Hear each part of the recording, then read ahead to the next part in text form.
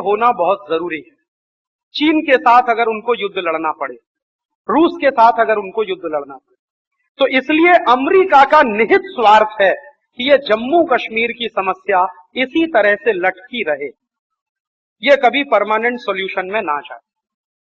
और आप देख लीजिए कि जब जब इस समस्या के समाधान का कोई ऐसा प्रयास हुआ जिसमें ऐसा लगा कि पाकिस्तान या तो पूरी तरह से खलास होगा या तो ये इलाका हमारे पास वापस आएगा, तब तब अमेरिका ने बीच में आकर युद्ध विराम कराया या संधि कराई।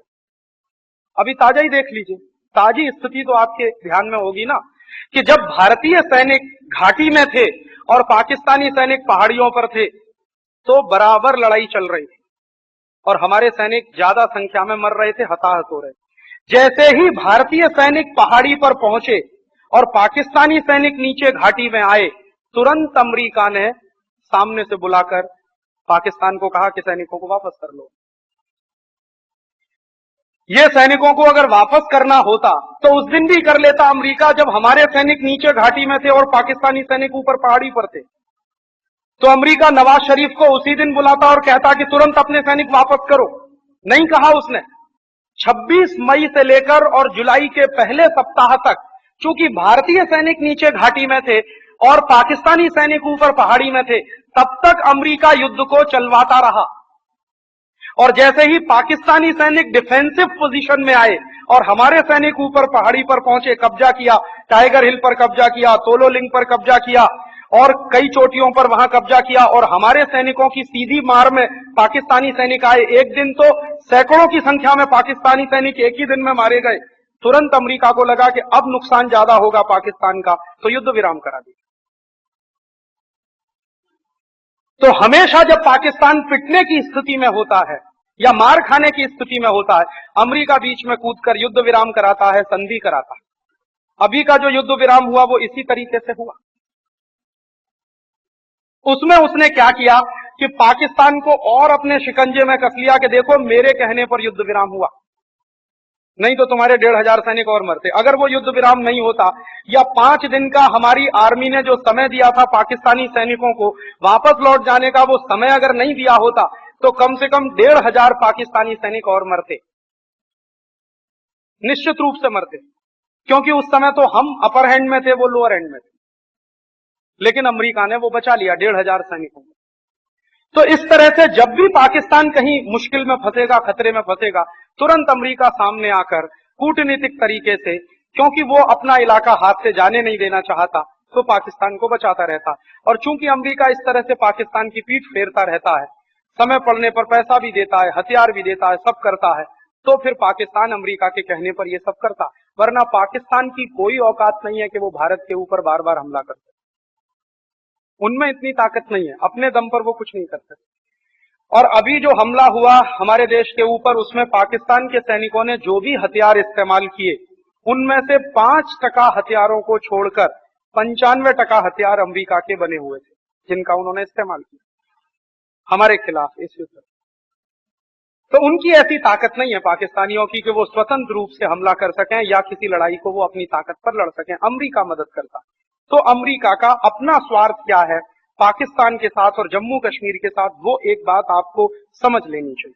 और एक दूसरी बात मैं आपको और समझाना चाहता हूं कि अगर ये बात हमको समझ में आती है कि पाकिस्तान हमारा दुश्मन है और पाकिस्तान का दोस्त अमेरिका है, तो हमको ये समझ लेना चाहिए कि अमेरिका हमारा कौन है। माने हमारे दुश्मन का दोस्त हमारा दुश्मन ही हो सकता है, दोस्त नहीं हो सकता। और ये मेरी कही हुई बात नहीं है, ये चाणक्य की कही हुई बात है। चाणक्य ने एक बार चंद्रगुप्त को समझाया कि राजनीति करने के कुछ सूत्र समझ लो। जब चंद्रगुप्त को उसने साम्राज्य दिया और साम्राज्य का मालिक बनाया, तो उसने कुछ सूत्र दिए चाणक्य ने चंद्रगुप्त को राजनीति करने। उसमें उसने जो महत्वपूर्ण सूत्र दिया है चाणक्य ने चंद्रगुप्त को, वो यही था कि हमेशा दुश्मन का दोस्त तुम्हारा दुश्मन है, इसलिए उससे सावधान ज्यादा रहने की जरूरत है। क्योंकि कई बार ऐसा लगता है कि दुश्मन से हम हमेशा सावधान रहते, लेकिन जो दुश्मन का दोस्त है उससे हम कई बार असावधान भी हो जाते हैं, क्योंकि हमको लगता नहीं कि ये हमारा दुश्मन है। और वो ज्यादा बड़ा खतरा पैदा करता। ऐसे ही उसने कुछ और 2-3 सूत्र दिए थे चंद्रगुप्त को। आज समय है, मौका है, इसलिए मैं आपको कह देता हूं। चंद्रगुप्त को चाणक्य ने एक और सूत्र दिया कि देखो, अच्छा राज्य चलाने के लिए कभी भी जनता पर ज्यादा टैक्स नहीं लगाना। राज्य को अच्छे तरीके से चलाना हो तो जनता पर टैक्स कम से कम रखना, व्यापार पर टैक्स कम से कम रखना।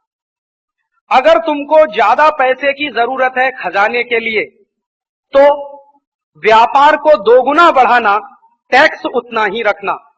तो व्यापार अगर 2 गुना बढ़ा तो टैक्स तुमको अपने आप ज्यादा मिलेगा, तो टैक्स ज्यादा मत रखना। एक बात और कही उसने बहुत गंभीर, जो आज के विषय के हिसाब से, आज के समय के हिसाब से बहुत महत्वपूर्ण है हमारे देश के लिए। उसने कहा कि देखो, प्रधानमंत्री का पद, सेना के सेनापति का पद और गुप्तचर सेना के प्रधान का पद, ये 3 पद की बात उसने कही है। फिर मैं कह रहा हूं, प्रधानमंत्री का पद माने तुम्हारे राज्य का जो मुख्य मंत्री होगा, जो प्रधानमंत्री होगा, उसका पद, सेना के सेनापति का पद और तुम्हारी गुप्तचर संस्थाओं का जो मुख्य व्यक्ति है उसका पद किसी भी ऐसे व्यक्ति के हाथ में मत देना जिसकी पत्नी विदेशी हो।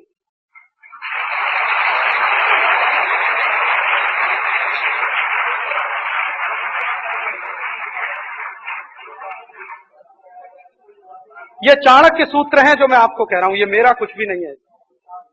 चाणक्य ने जो चंद्रगुप्त को समझाया कि अच्छा राज्य चलाने के कुछ महत्वपूर्ण सूत्र हैं, उनको ध्यान रखना। उनमें से एक महत्वपूर्ण सूत्र कि दुश्मन का दोस्त कभी अपना दोस्त नहीं मानना। दूसरा सूत्र, जनता पर टैक्स कम से कम रखना, व्यापार पर टैक्स कम से कम रखना। तीसरा जो महत्वपूर्ण सूत्र उसने दिया कि सेनापति का पद, गुप्तचर सेवाओं का जो मुख्य व्यक्ति है उसका पद और प्रधानमंत्री का पद किसी भी ऐसे व्यक्ति के पास नहीं होना चाहिए जिसकी पत्नी विदेशी हो। तो चंद्रगुप्त ने पूछा भी है चाणक्य से कि क्या हो सकता है, तो उसने कहा राज्य का सत्यानाश हो सकता है। तो चाणक्य तो यहां तक कहता था कि प्रधानमंत्री ऐसा नहीं हो सकता जिसकी पत्नी विदेशी हो, सेनापति ऐसा नहीं हो सकता जिसकी पत्नी विदेशी हो, और गुप्तचर संस्थाओं का जो प्रमुख व्यक्ति ऐसा नहीं हो सकता जिसकी पत्नी भी विदेशी हो।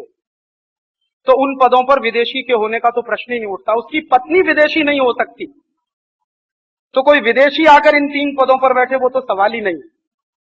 तो ये बात वो बोल कर गया था चाणक्य। अभी ऐसा समय है देश के सामने, इसलिए मैंने आपको बोल दिया।